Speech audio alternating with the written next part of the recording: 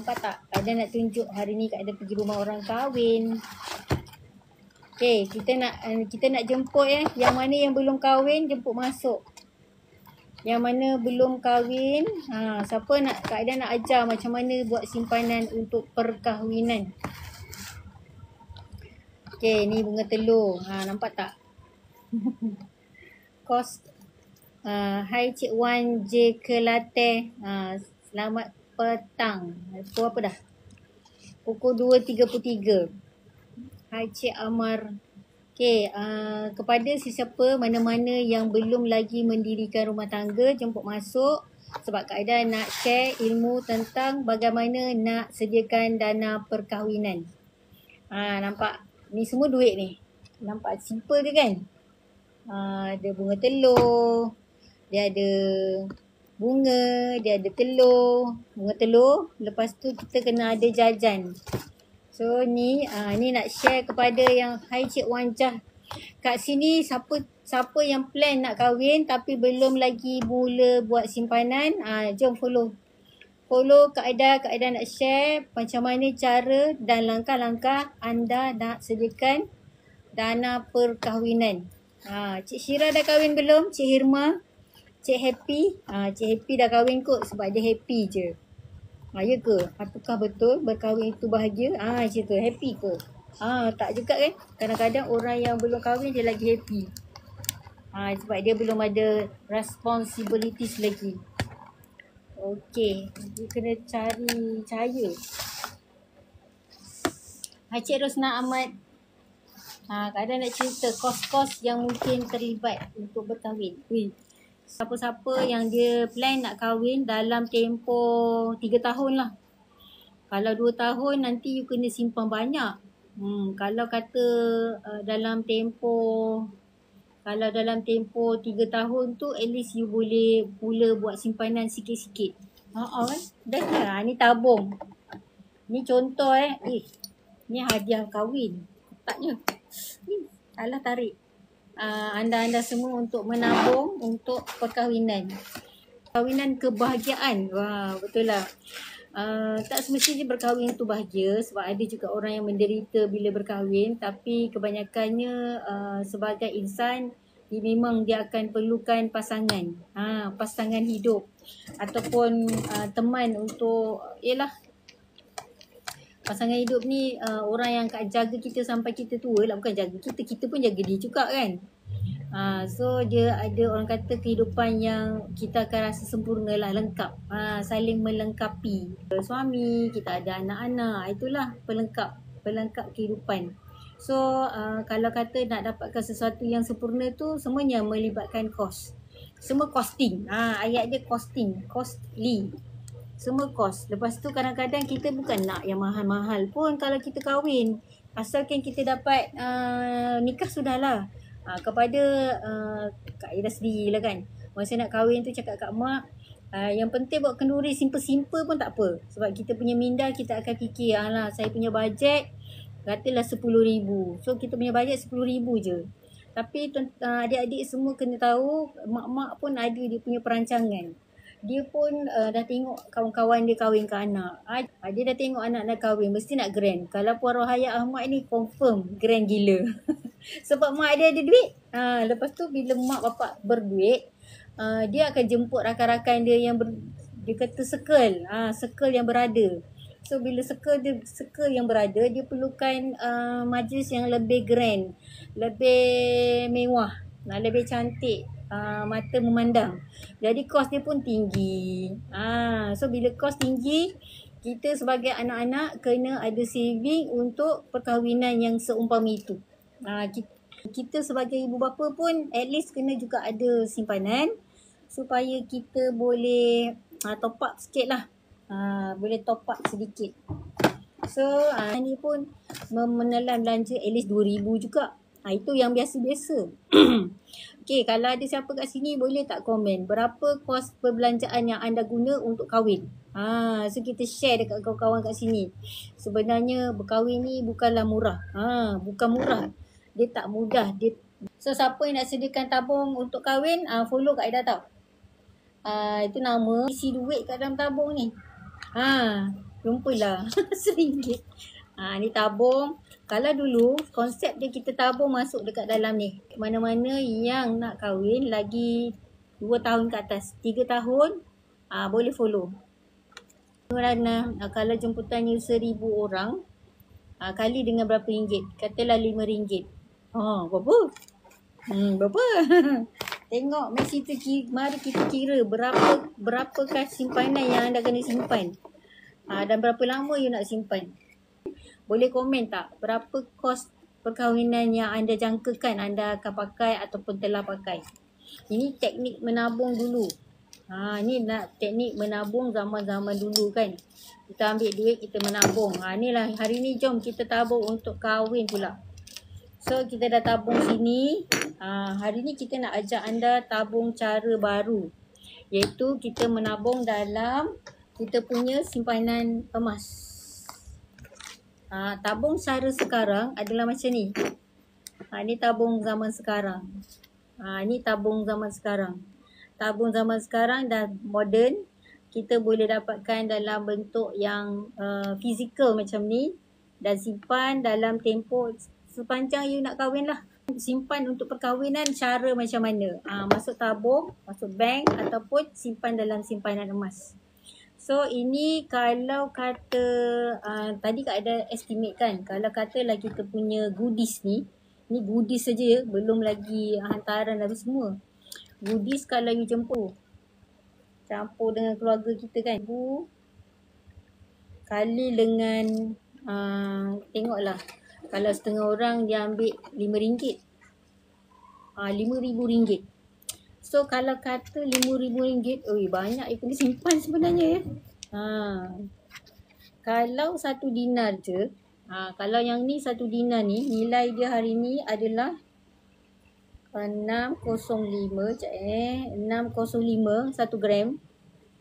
Lepas tu kalau katalah kita nak buat simpanan, kalau 1 dinar dia baru 2,557. Maksudnya you kena beli double pada ni. So the best kalau itu baru cover ni. You kena fikir banyak, maknanya banyak kan kita kena buat saving. So kalau 5,000 at least you kena ada 2 dinar. 2 dinar. So 2 dinar hanya untuk jajan semata-mata. So sebenarnya benda ni kalau untuk simpanan emas ni, kalau 1 dinar, 2 dinar ni sangat orang kata minimum sangat. So since hanya untuk ni, maknanya you kena make sure, you kena kira siap-siap berapakah kos yang anda anggarkan untuk perkahwinan anda. Sekeliling kat ada punya circle kahwin. Kahwin. So tengok kalau kata you nak jimat, you kahwin dekat rumah lah. Maknanya you pasang kemah kan. Mungkin you boleh jimat. Tapi berapa jimat you boleh jimat. Lepas tu ada tak orang yang akan uruskan. Sebab kalau dekat dewan, ibu bapa duduk je. Adik-beradik pun just sebagai penyambut tetamu. So jenis macam perkahwinan yang macam mana yang anda impikan. Yang anda impikan. Dan bagi ibu bapa pun boleh juga ada simpanan supaya anda boleh bantu sikit lah untuk anak-anak. So bila fikir-fikir balik, option yang ada tunjuk ni tak cukup. Tak cukup. Tapi untuk permulaan boleh lah. Sebab kan tadi kita kata kita nak kahwin lagi berapa tahun? Lagi 3 tahun. So ada expect yang nak kahwin lagi 3 tahun boleh mula buat simpanan emas. Sebab simpanan emas boleh kita kira berapa kos yang anda perlukan untuk kahwin. Kat sini siapa nak kahwin boleh tak komen berapa yang anda perlukan untuk majlis. Kalau tengoklah pada keluarga-keluarga anda sendiri, adik-adik semua, mungkin anak saudara, adik saudara ataupun makcik, kan dia ada pengalaman-pengalaman kan. So untuk kami sendiri pernah 40,000 adalah kos untuk perkahwinan. Itu pun mungkin lebih. Alah dia kata tak ada connection, kita nak kira ya. Okey, kalau anda ada kertas, tulis. Katalah 40,000. Cara kira berapa gram yang anda perlu dapatkan.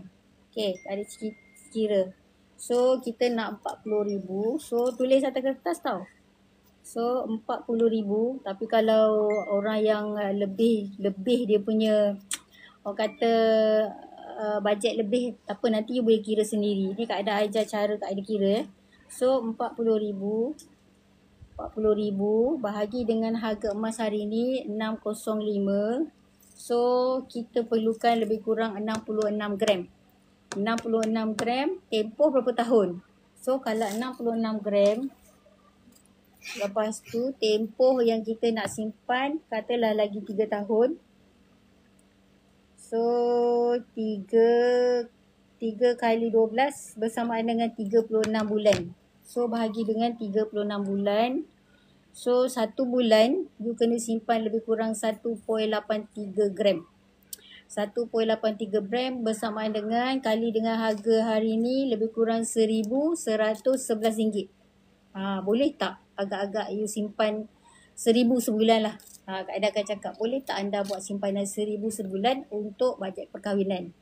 Hai Cik Nur bin Muhammad, kalau anda rasa 1,000 tu terlalu tinggi berbanding dengan you punya gaji, so anda kena mungkin kongsilah.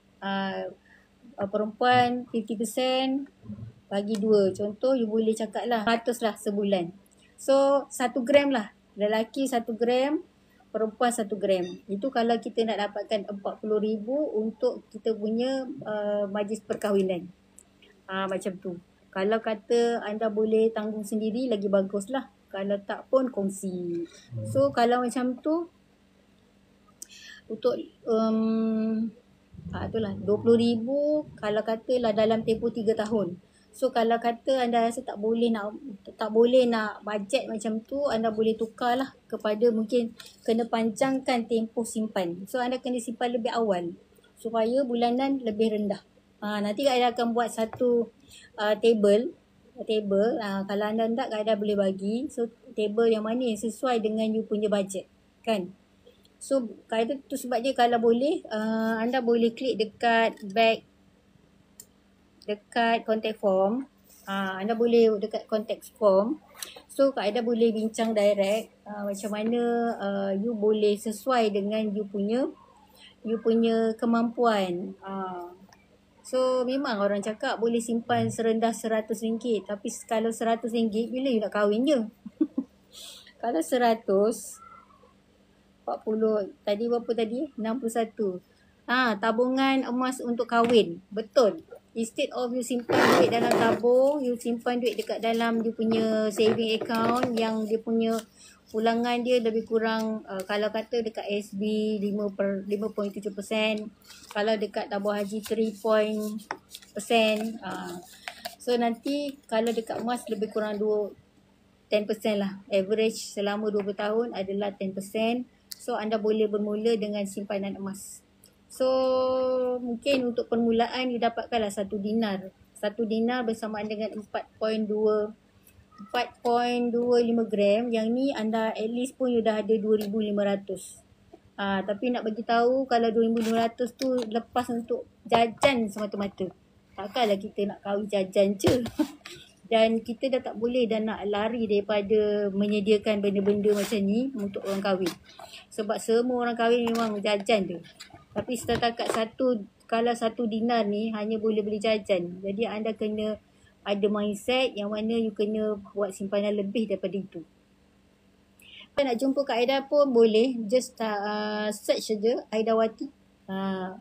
Aidawati Emas dan Keuangan. Nanti jumpa. Saya cuba untuk berada di mana-mana. Kan, di mana-mana anda berada. Okey, so kepada anda yang belum lagi ada simpanan emas, follow Kak Aida. Kalau nak kahwin tu kena banyak-banyak lagi yang kena disimpan. So jangan lupa dapatkan simpanan emas anda dan jadikan Kak Aida bersedia untuk bantu dan guide anda. Klik dekat bag orange untuk pendaftaran. So Kak Aida akan tunggu dalam beberapa minit lagi. Kok ada yang nak berdaftar kan? Kok ada yang berdaftar memang kat sini. Okey, boleh follow, yang mana boleh follow. Nanti kita akan share lagi, banyak lagi ilmu-ilmu tentang simpanan emas. Ini untuk yang nak kahwin. Kita juga ada yang nak menunaikan haji dan umrah. cara pengiraan dia lebih kurang sama, tapi dia akan lebih dekat di hati jika itu adalah you punya impian anda.